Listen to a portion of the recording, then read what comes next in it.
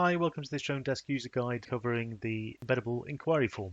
So this embeddable form allows you to configure a form in Dronedesk, place it in your website or on your blog or wherever else you want to put it, and gather inquiries from your site visitors. And those inquiries will be sent to you as an email and also added as a record to your leads table in Dronedesk. So it's a quick and simple thing to set up. I've got a dummy website here, Bob's Drones, of course, and at the moment I don't have a contact form on here, so I want to set one up. So if I go back into my Dronedesk account, head to settings and then into inquiry form, this is where I can configure the form. By default it only includes 4 fields: first name, last name, email address and the message that your visitor wants to send you. There are optional additional fields, so you can have a subject, job date, location postcode, phone number and company name. It depends how much information you want to collect from your users. Entirely up to you. Those additional fields will not be mandated, so even if you add them, the user isn't mandated to enter any information in those. It's only the 4 default fields that will be compulsory. Okay, so in terms of other configuration, then you need to specify the email address that you want the inquiries to be sent to. You need to specify the domain on which the form is going to be placed, otherwise it won't work. You need to specify a privacy policy, so this is your privacy policy on your website, and that will be linked from here, which will appear on the. Then optionally you can change the success message, so this message will appear below the form when the message is sent successfully, and similarly there's a error message that will appear below the form if the message send fails. You can then modify the way the form looks, so if you want a background on the form you can do that, change the color, so light gray. You can select the form field size, so at the moment it's set to large. You can have medium or small, depends, whatever matches the look and feel of your site. And again, optionally you can apply a shadow to the form fields. You can change the text on the send button, and similarly you can change the button color also. Let's go green.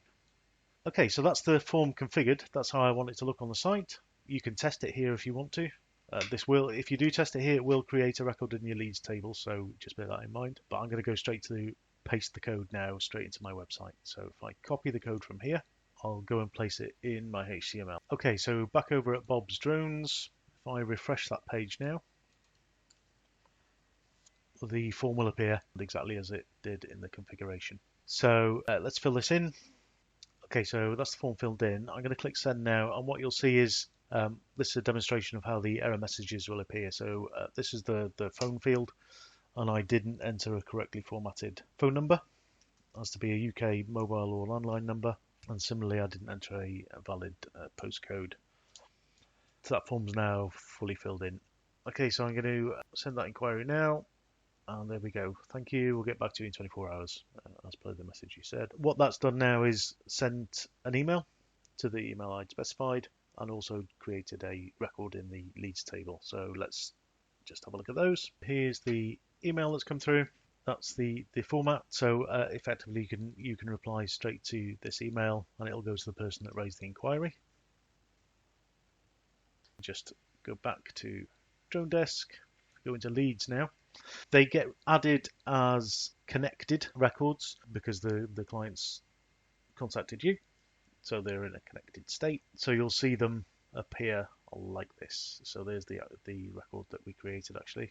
Expand the record and you'll see it's come in as a web inquiry. This is the subject, this is the message I'm sending, and there's the planned date, and you can see it's come from the web embedded form. And you can handle this exactly the same way as you would any other lead. So you've got all the same options: convert to client, mark as new, tempted, qualified, and so on. And then obviously once you've got them as a client, then you can generate quotes and invoices for them. If you've got a lot of lead records, then a simple way to find them is just to type in the search box web inquiry, and it'll filter straight down to the ones that come in via the web.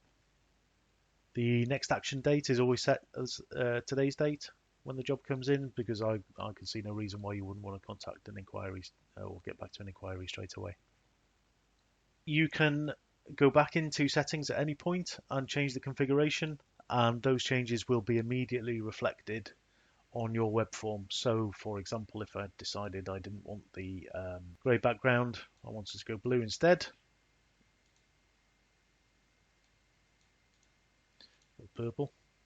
Heavens knows why you would do that, but that would now be reflected back on Bob's drones. So if I refresh that page, you can see now that's immediately changed.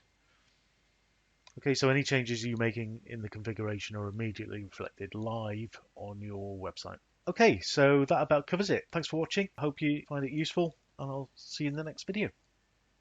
Bye for now.